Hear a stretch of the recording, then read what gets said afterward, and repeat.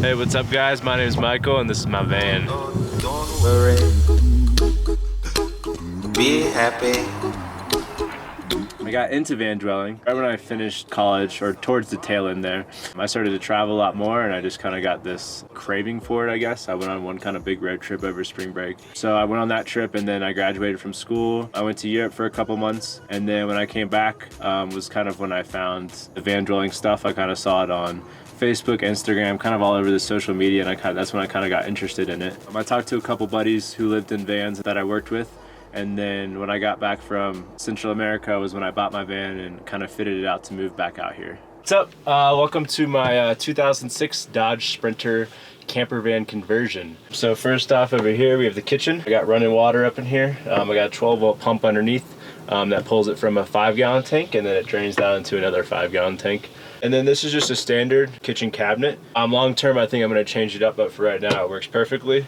And here, down below, I pretty much have all my cooking stuff. So I have a Coleman 2-burner stove that you see that most people have. And then I got some like spices and my laundry supplies and stuff I also keep under there. Kind of related to the kitchen area over here, I have my outlet that powers everything. Charge my MacBook off of it, my phone, my Bluetooth speaker, my camera batteries and stuff. Right now, no need for an inverter, but down the road when I get a fridge and stuff, I'll have to put one in. I currently have 3 jobs right now. I work at a ski shop. I also work at a restaurant in town. I also do freelance photography and just for different events, musicians, stuff like that. For power and how I power like my fan up here and everything else, I have 2 100 amp hour batteries. One of them I actually got for free at the same time because one of the terminals was broken off, but I still got it to work, so that was kind of cool. I have a relay isolator, and then I also have 2 100-watt solar panels up on top. As far as why I chose to get the isolator, winter time, I don't have a ladder on the back of my van. When snow and stuff piles up on the solar panels, I can't really clean them off.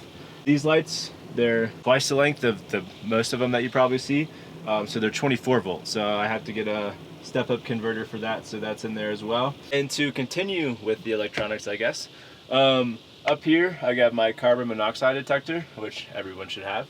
And then over here I have my smoke alarm and charge controller up here. I put this over here separate from my carbon monoxide just because if there was to be a fire in here, even though all this is really low voltage and it probably won't happen, if it did, it would occur over here, so that way it goes off right away. Down here I have my whiteboard, my handy dandy whiteboard that I kind of map out stuff that I need to get done, my work schedule, and my grocery list. I actually didn't think it was going to be that handy, but it's one of the handiest things that I actually put in the van. I really wanted something that would last a long time. I have a couple of family friends and stuff that have businesses and that use sprinters, and they have upwards of like 500, 600,000 miles. So I mean, it's a van that if I want to will last me pretty much until I want it to.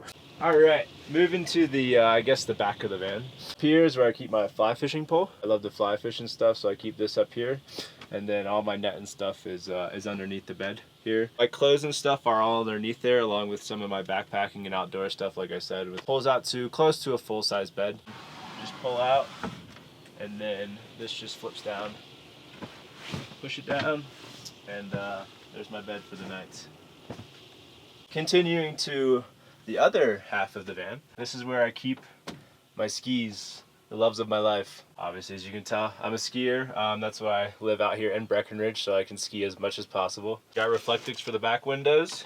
Down here is where I keep most of my, I guess, electronical stuff. So this is kind of where I keep all that, like my computer-related stuff. I have a keyboard and just a lot of like photo-related stuff in there. A lot of it's not in there right now because I'm actually getting ready to go on tour. When it's not all packed up, it's down in there. Moving forward, right here, I'm not going to open it up because you don't want to see it, but that's where I keep all my dirty laundry. That's just a wheel well. I just kind of built a box around it, and I didn't really know what I was going to put in there, but the dirty laundry worked out well, so that's where I... Moving up again, this is my handy dandy bag. This is what I'm taking on tour. Well, I have another bag, but this is all my work stuff related. My camera, laptop, everything goes in here. All right, so here we are back up front. The only really modifications I made was a backup camera, which was much needed with such a large rig, and I can't really see out the back most of the time, so I needed that. And then besides that, up here I store my hats, my boots, and I put all like my sweatshirts and winter clothing in my boot bag as well, so that's where I keep all that. it's not in here right now, but eventually I want to be completely self-contained, and I'm gonna put in like a shower and a composting toilet and stuff in here. I would warn people against having this idea that you're always gonna be on all these crazy adventures, and people think it's like this ever constant venture and you're always doing something crazy every day. I mean, you definitely do more than probably the average person who's like living in an apartment or house, but there's a lot of times that you're just kind of on the road and sleeping at a Walmart parking lot or a Lowe's or something and not really doing that much. There's a lot of those days people aren't comfortable enough with failure. And they have this idea of like this perfect van. There's gonna be things wrong with it. It's not gonna come out exactly how you want it to. So you kind of gotta accept that going into it. Favorite thing about van dwelling is just having everything with me at all times. Whenever I even just go over to a friend's house, I don't forget anything because I live right outside. So I just go outside and grab it, whatever I need to get. I can kind of go park wherever. I can go to a campsite after work or something and hike, get an early start on the next day. I can kind of go wherever, whenever, which is why I got into it. Don't worry, be happy.